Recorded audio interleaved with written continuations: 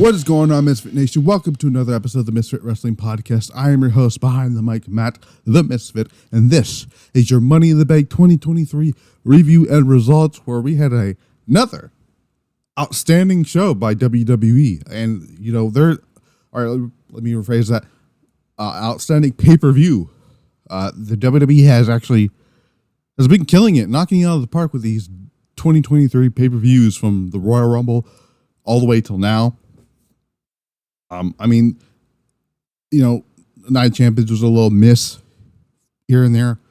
But holy crap, things happened on the show that I didn't see coming. We've seen two Money in the Bank winners, and I got them correct finally, because if you saw my predictions, had Damian Priest and IYO Sky winning, and they both walked away with the briefcase.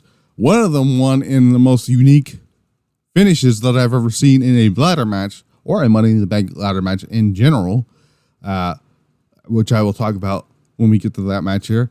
Damian Priest, like I said, won. I'm not mad about it. I like LA Knight, but I think the story to be told is with Damian Priest, and we saw that tonight with the whole thing with Finn Balor. Drew McIntyre returned to WWE after a 2-month hiatus from WrestleMania. He looks like he is going into a SummerSlam program with Gunther for the Intercontinental Championship. It sounds like a hell of a lot of fun. Shayna Baszler turns on Ronda Rousey, which no one saw that coming, because I had in the predictions having Ronda and Shayna winning. Came out of left field, but we'll talk about why that's may be the reason of why it happened, and all that stuff. John Cena makes a surprise appearance to tease and test the waters for WrestleMania in London, and the Usos pick up the win, and by pinning Roman Reigns in the main event. We will talk about that and much, much more. If you like what you see here or listen here, hit the subscribe button, comment down below, hit that like button on the youtube.com/Misfit Wrestling Pod cast, rather. And then you can go to the Twitters whenever it decides to work, because Elon Musk is a fucking moron who needs to be beaten to a bloody pulp or something. I don't know. He needs to be his fingers need to be cut off or something, because I don't know. He is a fucking idiot. Okay, first of all. I don't want to get too fucking worked up with that here. But if you want to try to find my Twitter, it's at Misfit Podcast TV on that Twitter. You can follow the Instagram, because that works more often than Twitter does these days. Misfit Wrestling Pod. You can follow the other audio outlets: Spotify, iHeartRadio, Amazon Music, Google. I almost call it Google Playlist, Google Podcast, Stitcher, Audible, and Pandora. Money in the Bank. Man, I tell you, I'm going to right here and say, for Triple H's first Money in the Bank event, he actually, great booking all through the show. If I'm being completely honest here, great booking decisions, in my honest opinion here. And I'm gonna say it right here, right now. I honestly think this year's Money in the Bank event blows 2022 out of the water, because if we look at last year's Money in the Bank, right? We go look at last year's horrendous Money in the Bank show. Look at the fucking decisions that Vince McMahon decided to have last year, right? So they had Liv Morgan, who I adore Liv Morgan, but she didn't need to win Money in the Bank last year. That should have went to Becky Lynch. That was a baffling decision. Austin Theory losing the United States Championship and then going into the main event of that show and winning Money in the Bank was a fucking stupid ass decision. Bianca beating Carmella was whatever, because that happened because of Rhea's injury. The Usos and the Street Profits had the best match on that show last year, but you know, the referee decision was kind of awkward. And then they have the two worst women's title matches on the, well, three of the worst women's title matches on the show. So, like, this show was fucking atrocious last year without, for excluding the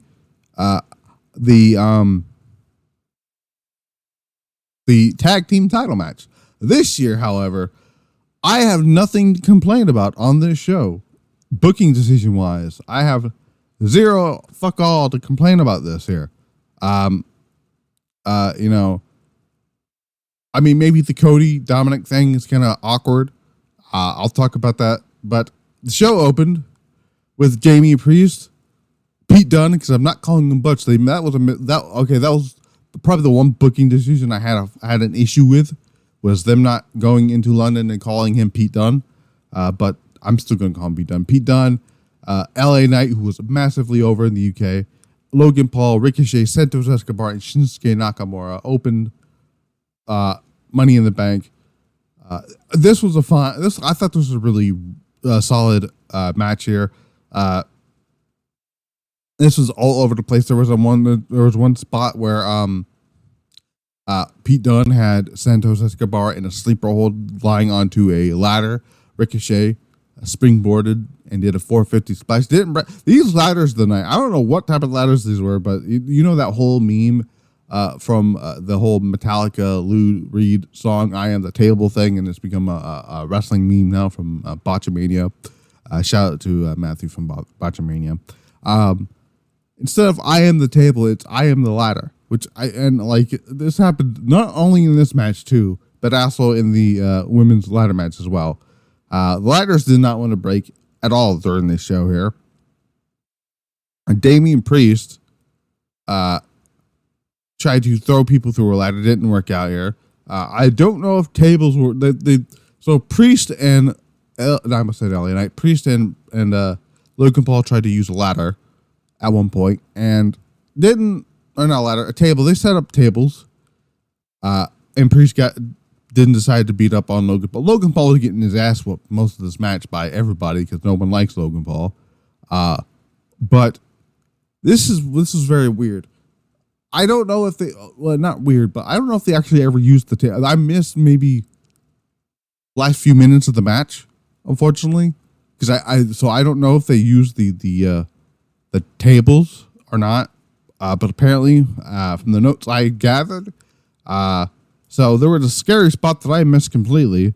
That Ricochet tried to do a Spanish fly, springboard Spanish fly of some sort to Logan Paul through the two tables on the floor, and didn't look very nice.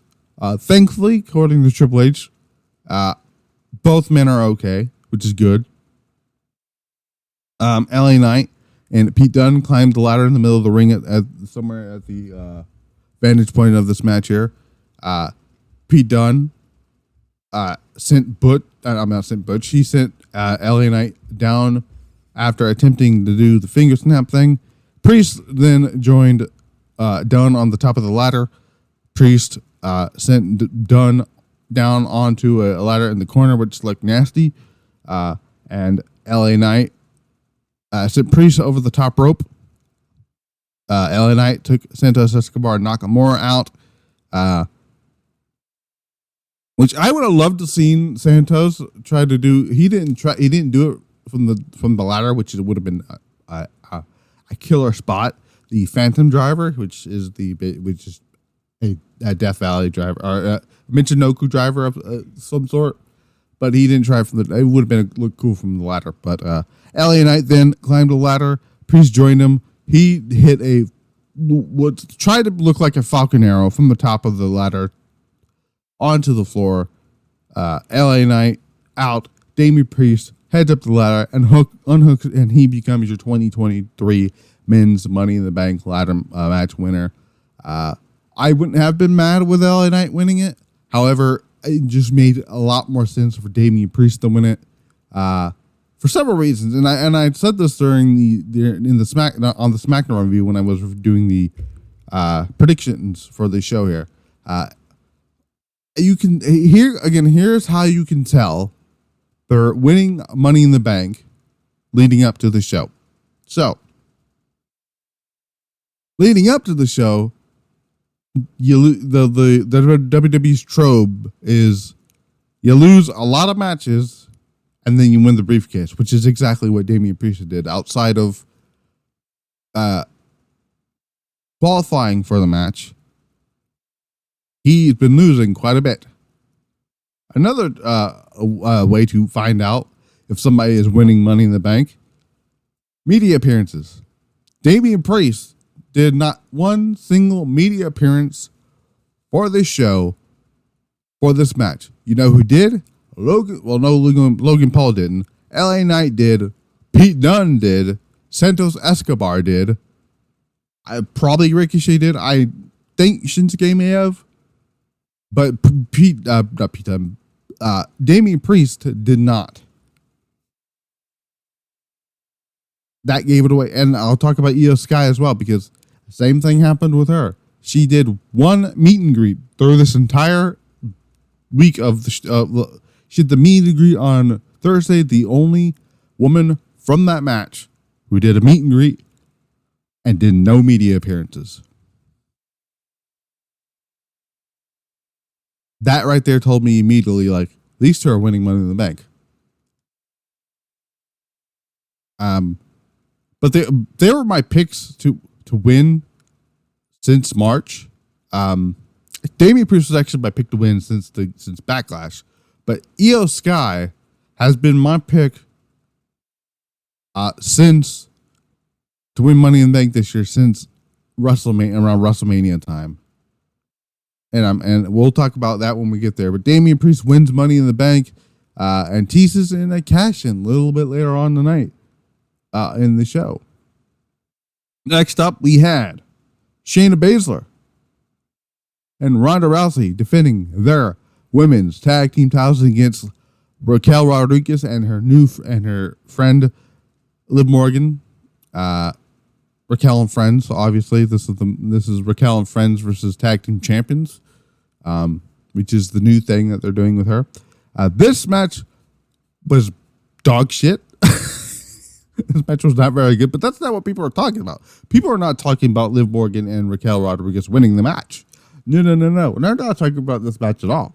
The thing they're talking about is what happened leading up to the finish of the match. So, Liv Morgan gets put in the Karafuda clutch in the center of the ring, but Liv Morgan was able to escape.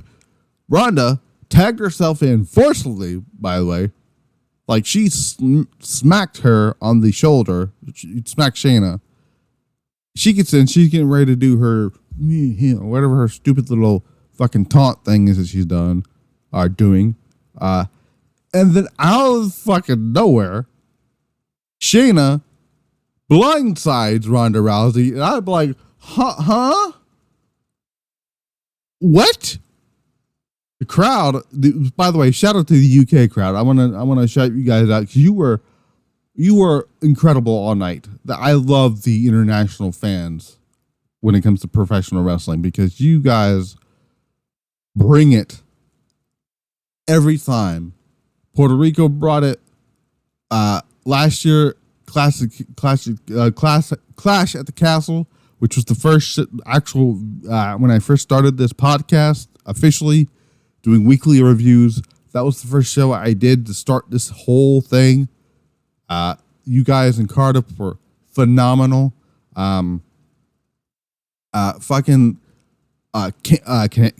Canadian. Montreal was. You guys are great. Toronto for Forbidden Door. You guys are wonderful crowds. The UK crowds are great. We'll talk about why they're great because they did some stuff with Cena earlier on, and I'll talk about that in a little bit. But you guys lost your mind and started chanting for Shayna. And it was great because the Shayna started beating her ass and put her in the Karafuda clutch and then left. She left and then, Raquel tagged in and did her Tahita Bomb finisher. And then Morgan hit Oblivion and to win back the gold.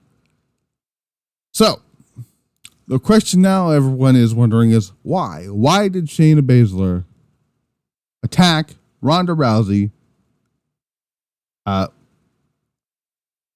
and do what she did. So I don't know if it's a face turn for Ron or Shayna. I hope it's a Shayna face turn, because no one is going to be booing Ron. Let's be real.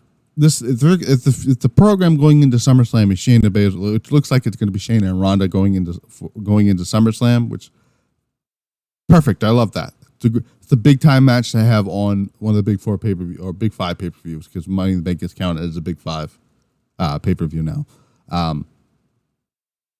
What was my train of thought here on that? Oh, so like I said, that's the plan. No one is going to be cheering for Ronda Rousey in this feud here. People are going to be cheering for Shayna Baszler. So my question here for this, before I get to the possible reason why they're doing this so soon here, because this turn was going to happen eventually. This was this was bound to happen eventually. We knew this turn was going to happen at some point. We just didn't know it was going to happen here, and I'll get to why possibly that it happened so soon. But my question going into the feud is, who is the babyface here and who's the heel? If I'm Triple H, I'm letting Triple H book this story and having Shayna Baszler be the badass anti-hero to Ronda Rousey's fucking stupidity. Right? That's what I would do. Now, why is this match happening? Well, why is this happening so soon? Well, apparently this is something I just found out not that long ago while getting ready to do this review. Rumor has it that Ronda Rousey is reportedly, and I don't actually know who, I don't know who reported this, this rumor here, but, and again, I don't know who came up with this rumor. I don't know who did this, but apparently Ronda Rousey is set, reportedly, to have a UFC comeback. After her 7-year hiatus, after retiring from the octagon, after getting her ass kicked by Amanda Nunes, and joining WWE. So again, I don't know who reported. I don't know who reported this story, because I can't actually find the actual the actual source, but people have picked this up, and apparently this story has been tipped off that she's coming back. Don't know when this is going to take place, if it does take place, and one would like to think this is why that they apparently I'm assuming this is maybe the reason why they pulled the trigger on the Ronda Shayna turn so quickly. And it looks like, if I'm booking this, I would put Shayna Baszler all over on her way out, to make Shayna look like a big deal. So, but it looks like, and we'll talk about the matches currently planned as of right now for SummerSlam, based off of everything that's happened from last night at SmackDown, and then tonight today at Money in the Bank. So that's the rumor right now. Ronda Rousey supposedly going back to the UFC. Let me know what you guys think about that. Do you want to see Ronda go back to the UFC? Do you want her to go away from WWE completely? Probably the answer is yes on that one. Do you want to see Shayna Baszler versus Ronda Rousey? Even though I don't care about Ronda Rousey in this iteration of Ronda Rousey right now, I still want to see the Shayna Ronda Rousey match. Because you don't know which way they're going to go with that. Next up, we had an interview segment with Damian Priest with Caleb Braxton. He is going to call himself Senor Money in the Bank. Priest talked about cashing in the briefcase. He says, you'll find out. Just stay tuned. So there's that. Matt Riddle lost to Gunther, obviously, for the Intercontinental Championship. The story of this match was the leg, the ankle that was being worked on by Imperium for the last number of weeks. I forgot why there might have been a real reason why Matt Riddle was taken off TV, but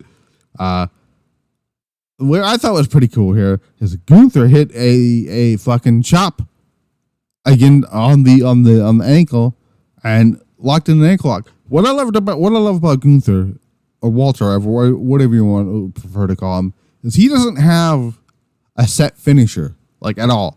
I can use a power bomb. He uses just regular standard wrestling maneuvers as finishes to matches. I mean, he beat Tommaso Ciampa with a chop at NXT Takeover. Stand and Deliver back in 2021. By the way, that was an incredible match, by the way. If you haven't went and watched it, the Ciampa Walter match from Takeover, incredible match. But the point is, Gunther will use any move. It could be a chop. It could be a big boot. It can be a head. He could probably win a match with a headlock. He could probably win a match with like, let's see. I'm trying to think. Win a match with a regular suplex or he might bring back the DDT as a finisher, or not finisher, as a finish to a match. Who knows? But that's not what people are talking about here. No. See, this whole thing was set up for one specific reason. To get Gunther on the show in the UK, which is nice. But while Gunther is celebrating, Drew McIntyre's music hits. And I'm like, what's happening here? So Drew McIntyre. It's long day, long few days. Wrestling has kind of tired everyone out. Gunther pushed McIntyre, who got in his face. McIntyre hit Gunther with a Claymore, a Glasgow Kiss, and a Claymore. Held the Intercontinental Championship high, setting up SummerSlam for Gunther and Drew McIntyre, which should be a boss fight, if I ever seen one. And right now, as of right now, Drew McIntyre, according to PW Insider, if I can pull that up here, I'm actually going to pull that story up real quick and read it to you guys. It's the whole thing with Drew McIntyre. If I can find, here we go. So here's what PW Insider had to say about Drew McIntyre. He says, and I quote, as we've been reporting for weeks, WWE wanted Drew McIntyre to return for the Money in the Bank pay-per-view. That process has been implemented or whatever, according to sources by McIntyre wanting a strong storyline upon his return. WWE got what they wanted. As the two sides came to an agreement over the last few days, and McIntyre will obviously enter into a program for SummerSlam with Gunther. They didn't say SummerSlam, but that's obviously what they're going to be doing. He will be back on Raw this coming Monday. They wanted to say, we were told by two different sources that McIntyre's WWE contract status has not changed, as the two sides have yet to come on terms to a new deal or an extension. So his contract is still due to expire early 2024. The two sides have yet to even begin discussions on that deal, partially because there's so much time left on that deal. So Drew McIntyre is back. Happy to see Drew back. I didn't think Drew McIntyre was going anywhere. Let's be real. When his contract expires, that man's still not going anywhere. Drew McIntyre, at this point, I feel like is a WWE lifer. McIntyre, Gunther should be a lot of fun at SummerSlam. He was part of one of the best matches of the year and my probably my favorite match at WrestleMania this year.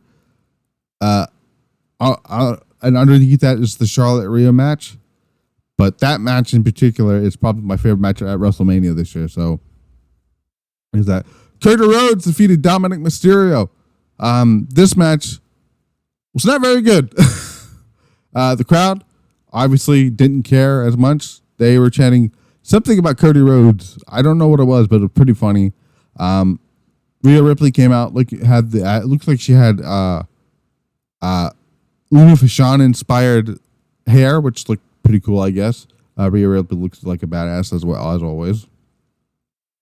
But Cody hit a Cody cutter and then hit a crossroads for the win.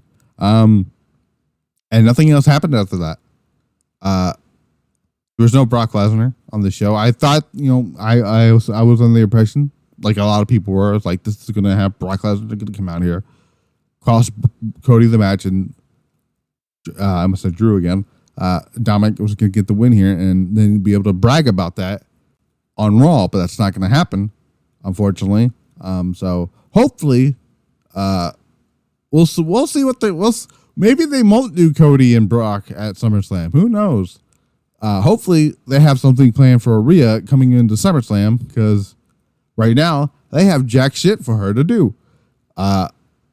And yes, I just said jack shit for her to do, because I'm not going to even count the stuff she's doing with Natalya. So fuck that. Another surprise of the night: John Cena returns for the first time since losing to Austin Theory in a match that meant nothing for Austin Theory. He comes out here. Cena wondered what took WWE so long to come back to London for a major show. He said this is the first pay-per-view event in 20 years. And they're talking about the Insurrection event in Insurrection. How long ago was that? WWE Insurrection.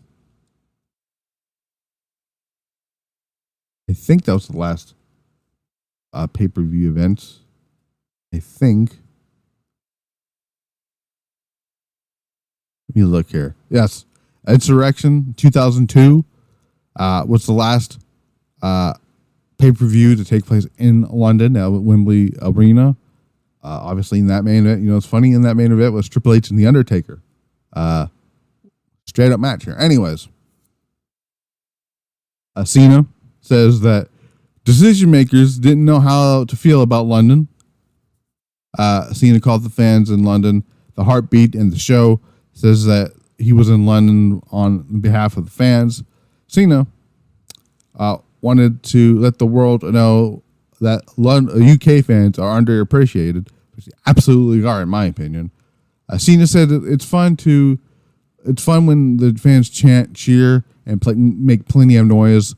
Cena says that he doesn't think there is a more exciting audience in the world than the United Kingdom.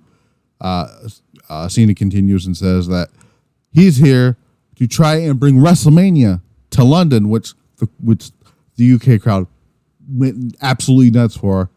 And I'll talk more about this particular phrase, this line in this promo, in just a little bit once I finish talking about this here. Cena wanted to let the fans know, wanted to let the fans, to let the decision makers hear what WrestleMania could sound like in London. Grayson Waller comes out, because I did hear about Grayson Waller having a big segment planned for the show, and he comes out, who looks to be, I guess, clear to do some type of physical activity. Waller bragged about himself, as he did in his talk show. Fans chanted for Waller to shut the fuck up. Waller talked about Cena. Waller left at WrestleMania possibly being in London. Says if WrestleMania was heading overseas, then it needed to take place in Australia, which is where Austin Theory, where Grayson Waller is from. Waller talked about Cena's recent defeats against Austin Theory, Roman Reigns, and somebody else that he mentioned. I don't know who it was. But Waller said that Cena needed one more viral moment. Waller pitched the biggest Grayson Waller effect ever with Cena at WrestleMania in Australia. Cena passed on the offer. Waller says, no way, tells him no. Waller tried to attack, or he did the blindside Cena from behind, but Cena hit him with the attitude adjustment. And that's how that segment closed. So Cena here says, like I said, he's trying to bring WrestleMania to London. That was to test the waters. WWE testing the waters to see if WrestleMania should happen in London. Of fucking course it should happen in London. It should have happened in London 20 years ago. I mean, if you're gonna sell out Wembley Stadium for fucking SummerSlam, why not bring WrestleMania there? I understand many years ago, they couldn't viably do that because of tape, like spoilers or whatnot. They just did this. They've done quite a few overseas shows that happened early on in the afternoon. The Saudi shows happen at 12 in the afternoon here in the States, here Eastern Standard Time over here.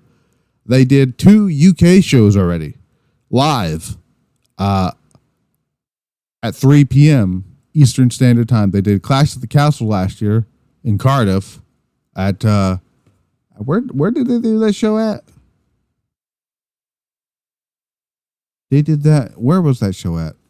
What was the name of the, venue? Prince of, it was a stadium basically. And then tonight at, I must have the Wembley Stadium, O2. Now, the other part of me thinks the other reason they're doing this is because AEW in just over a month from now is going to hold All In at Wembley Stadium. All In currently is at almost 80,000. 70,000, almost 80,000 fans, tickets being sold. Not a single match is announced for that show. I think this is part of it to test the waters on WrestleMania being in London, and because AEW is doing London later on next month for All In. Now when will they to do WrestleMania in London? Who knows? I mean, we know next year WrestleMania is going to be in Philadelphia. They may try to do WrestleMania 41 in London. Who knows? But yeah, I would love to see a WrestleMania in London. So let me know what you guys think on that. Next up, we got the women's Money in the Bank ladder match: Becky Lynch, Bayley, Trish Stratus, Io Sky, Zoe Stark, Selena Vega. This match was actually was, in my opinion, way better than last year's debacle of a women's ladder match here. Though I still don't think Trish needed to be in this match, but she was in there to prevent Becky from winning. And you know what? Even though they weren't involved in the finish, Zoe and Trish, they sure as hell played a hand of what happened in the finish, which we'll talk about it because that finish was very, very unique. Becky always over in London. She's over out. Bayley over doing the whole hey Bayley thing, whatever. That started to get on my nerves a little bit here. I went off a small tangent on it a little bit here last night on the SmackDown review. Trish took a horrible bump. Becky tried to give Trish a manhandle slam onto a ladder. Again, I am the ladder. They do not break. They're like the Japanese tables. They don't give a fuck about you or your well-being. Trish did not take a very good manhandle slam. It looked horrible. Trish was gone for the rest of the match, by the way, after that spot here. But way before that, Zoe Stark grabbed a handcuffs and tried to handcuff. She got one cuff around Becky's, I want to say right arm, or it might have been left arm. Anyways, or left wrist, whatever you want to call it. Got that on her. Then she tried to, I guess they were trying to lock her to the ring post. Didn't get it there, but after the whole thing with Trish was gone for the rest of the match here. Zoe Stark, we'll get back to Becky and the handcuff in a little bit. Zoe Stark was up there with Selena Vega. Selena Vega did a code red from the top of the ladder, which got a Amazing Red shout out from Wade Barrett. And Zoe took this gnarly ass bump that looked like she got crippled in the damn ladder. Like her head went through the ladder. It looked nasty. But it was a great spot. Io eventually tried to climb the ladder to get the briefcase. Bayley, like everyone knew that she would push the ladder over. And Michael Cole going, Bayley has cost Io Sky the Money in the Bank briefcase or whatever. And, Wade Barrett being the heel and saying, no, she didn't know that was up there. And Michael Cole's like, you're full of shit, basically, right? So Bayley and Becky are on the ladder here. Eventually, again, Io's try to be taken out again. Bayley and Bayley and Becky are on the ladder here. Becky takes the other handcuff, tries to hook her thing or whatever. Both hands are in between the rungs of the ladder, both Bayley and Becky's hand, the hand that Becky had handcuffed is. Io gets up. She sees this. Her being called the genius of the sky for a reason. By the way, she did a beautiful moonsault off the ladder because I knew she would. That was earlier on in the match. But Io took the handcuff and handcuffed the other end of the handcuffs that were attached to Becky onto Bayley, and they could not climb the ladder for the rest of the match, which I thought was a very unique thing I had ever seen. Io being the that bitch that she is, the bad bitch that everyone loves, climbs Bayley, gets on top of the ladder, grabs the briefcase, and wins Money in the Bank. And is the new Miss Money in the Bank. And now I thought that was a clever ass ending to that match here. The right person won. Becky didn't need it. Trish didn't need it. Zoe Stark just got called up to the main roster. The only person in this match that WWE actually has plans for is Io Shirai, Io Sky. And not putting the briefcase on her when you know that you have plans for her would have been fucking stupid. And thank God they went through with that. Now, what's going to happen now with the Money in the Bank briefcase and the whole thing with damage control? Well, I can tell you what's going to happen because I've said it for months now that Io's going to win Money in the Bank, which she did. And the whole idea is going to be Bayley is jealous. And that's what's going to happen here. Because at the press conference, Bayley tried to put it in Io's mind that they won the briefcase. Even though we know watching the match, it's not at all what happened at all. Because, by the way, I did catch Bayley out of character smiling when she saw, after, looking at Io winning there. Which was nice little touch there. But my hope now is I hope they stick with the plans with Io and Asuka.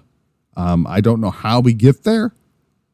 The SummerSlam match should be Io versus Asuka, and you can have Bianca and Bianca and Charlotte be a non-title program going into that show. But I don't know. We're gonna get the Io Asuka match at some point.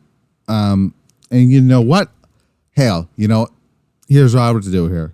I would not be at all complaining about this, as if Asuka retains her title at SummerSlam, and Io Sky comes out there and cashes in the briefcase and wins the title at SummerSlam. And then we go into the whole thing with Bayley, and whatever, you know. But yeah, right person won.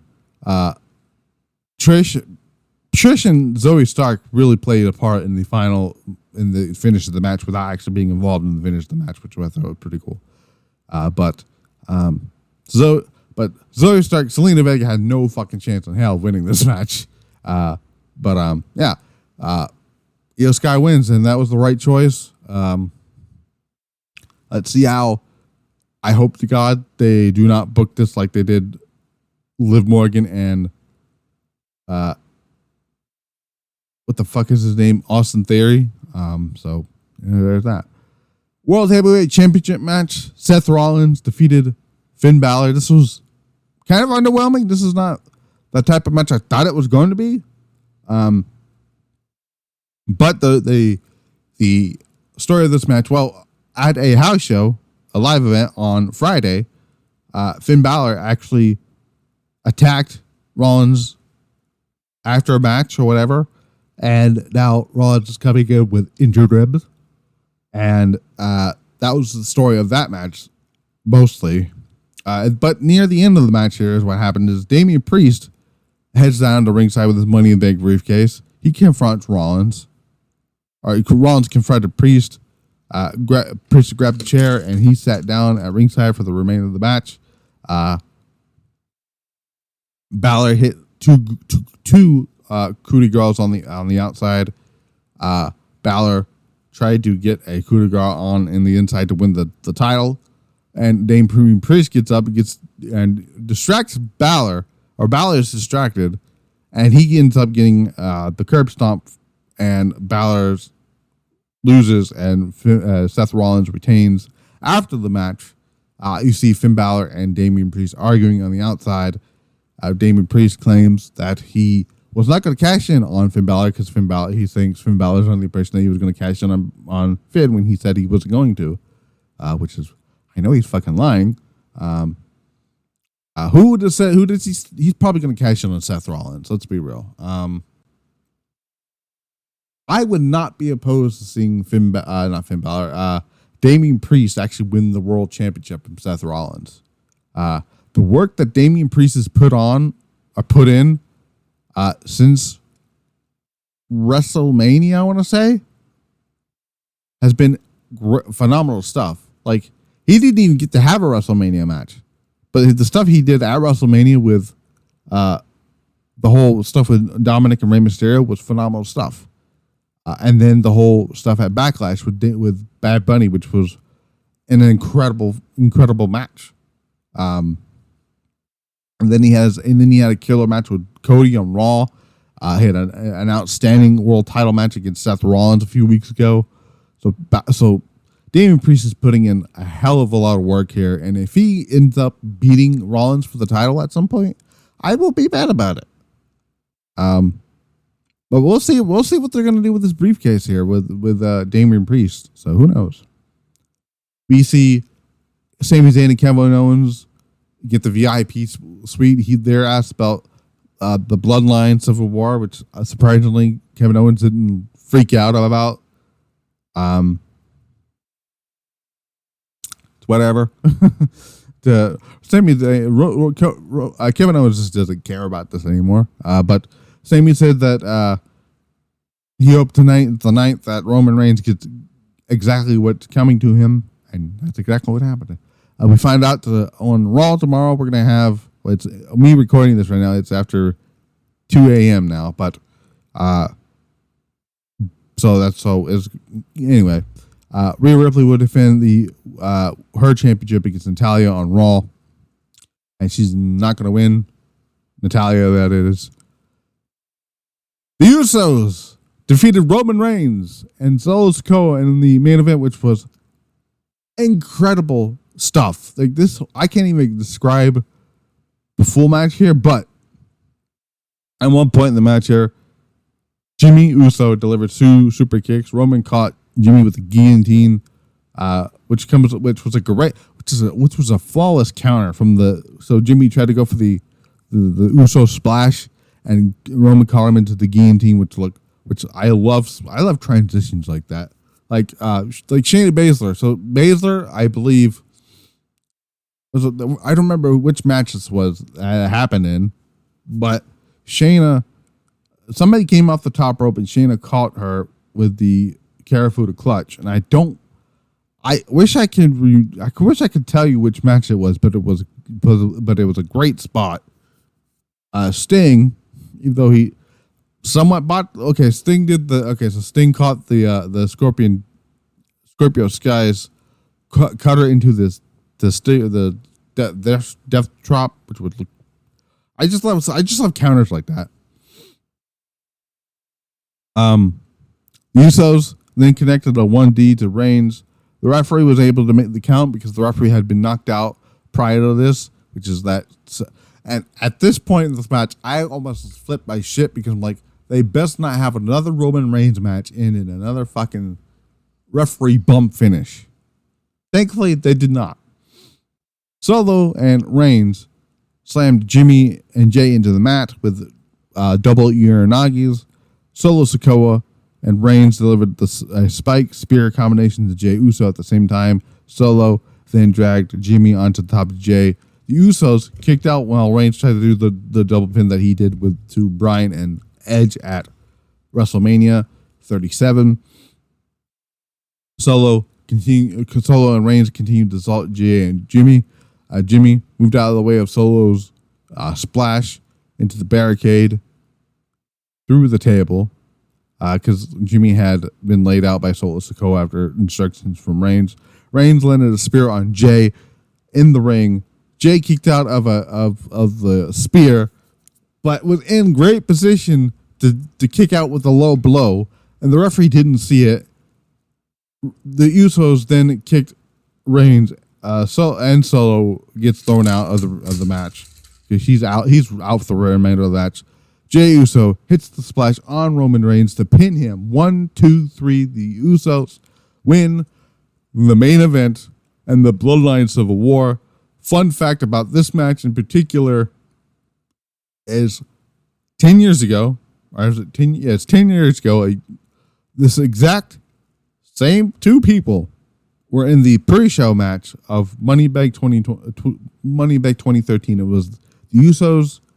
I believe it was the I believe it was the Usos defending or challenging for the tag team titles. In the pre-show for the tag team titles. The Shield won, but anyway, point is they were in the pre-show match and in the main event of this year's show that year, and it's just insane. But Jey Uso, there's a fun fact on that. So Jey Uso is the first person to pin Roman Reigns on the main roster, and also this is the first time since TLC 2019 that Roman Reigns has been pinned. So now Baron Corbin can't stake the claim of being the first person the last person to pin Roman Reigns. But yeah, I thought this show was incredible. I also thought that this card, the decisions that were made, I thought were great stuff. Like I said, Damian Priest winning was my opinion, the right decision. Shayna turning on Ronda was out of left field, but I loved it because it maybe means we're getting Shayna and Ronda at SummerSlam, and Shayna possibly getting a push finally. Drew McIntyre is back, and he's going to be feuding with Gunther for the Intercontinental Championship. That's going to be a lot of fun. Cody Rhodes beat Dominik Mysterio. That probably was my least favorite thing to care about on the show here. Io Sky wins Money in the Bank. That was the right decision there with an incredible, creatively satisfying finish. Whoever came up with that finish of that match deserves a raise. Seth Rollins defeating Finn Balor in an okay world title match. the story of that match there is the whole thing with Damian Priest, and the main event was incredible. I give the show a 7 out of 10 for IYO and Priest winning, and the main event, and for Drew McIntyre coming back, and the whole thing with Cena was interesting. I thought, but I thought Money in the Bank was a solid show. Again, WWE has been killing it with the pay-per-views in 2023, and I expect that to continue with SummerSlam, which is in Detroit. So now, when you look at SummerSlam, this is what we got lined up, supposedly for SummerSlam here. So we have rumored, and basically based off things we've seen on television, Logan Paul versus LA Knight. Okay. Seth Rollins versus possibly Damian Priest for the championship if they'd want to do that whole thing. Gunther versus Drew McIntyre for the Intercontinental Championship. The Bianca, Charlotte, Asuka for the Women's Championship on from the SmackDown side. Don't know what they're going to do with Rhea. Again, I would personally cancel the whole thing with Trish and just do Becky and Rhea, but they're going to do Becky and Trish at the pay-per-view. Roman and Jey Uso is going to be the match at SummerSlam for the Universal title. Brock and Cody, possibly in like a dog collar match or a Texas bull rope match. Oh, and Shayna and Ronda Rousey. So like SummerSlam right now looks like an interesting card based on what things we've seen here. And the Cena thing, according to the Fightful, is a one night thing. But that's what I thought about Money in the Bank. Again, I enjoyed the show. I thought it was an 7 out of 10 based on just for the main event alone, and IYO and Damian Priest winning, and that unique finish to the women's Money in the Bank ladder match. Hopefully, they do not screw this up with the cash-ins. IYO needs to win her title when she cashes in, and Damian Priest can win the title if he wants to. But out of the two, IYO should be winning her title. But yeah, I will see you back here for Monday Night Raw. I just remembered because I forgot about Stardom doing a pay-per-view tonight. I will not be doing a review on Midsummer Champions. Actually, you know what? I'm gonna do a review for Midsummer Champions tomorrow. I just thought about that, and I'll just do that because I want to. Let's run down that card real quick. Why not? Let's do that here. 2023. So yeah, let's run through this card here. We got Yuna Minozori and Waka Takayamana. We'll take on Queen Quest Miu, Kevin. Basically, it's gonna be Kevin and Hina. Tag match. Classmates, which is Hazuki and Zaira. We'll take on Sakura. And Sakura Aya. We'll take on Suzuki, Mei Sire, and Hanako.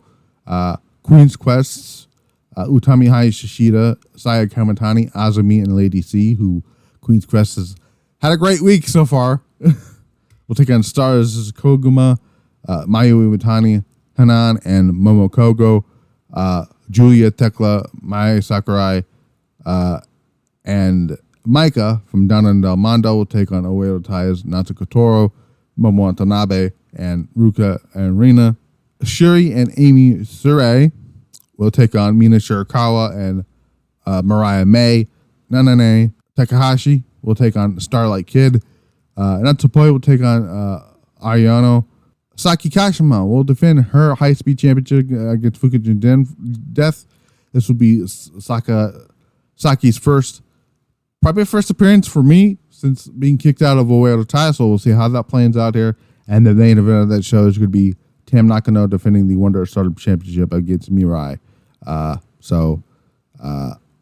let you know if I'll do a review on that show by tomorrow.